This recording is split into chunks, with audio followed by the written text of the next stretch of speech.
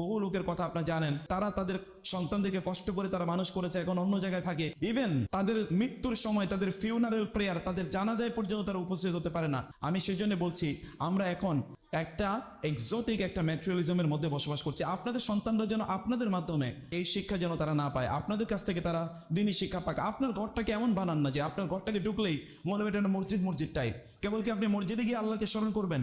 আপনার ঘরটাতে ঢুকলেই যেন মনে হবে যে এটা যেন একটা মাদ্রাসা টাইপ। একজন ঢুকলেই মনে হবে যে এটা তো দেখি একটা ইসলামিক একটা এনভায়রনমেন্টে আমি প্রবেশ করেছি।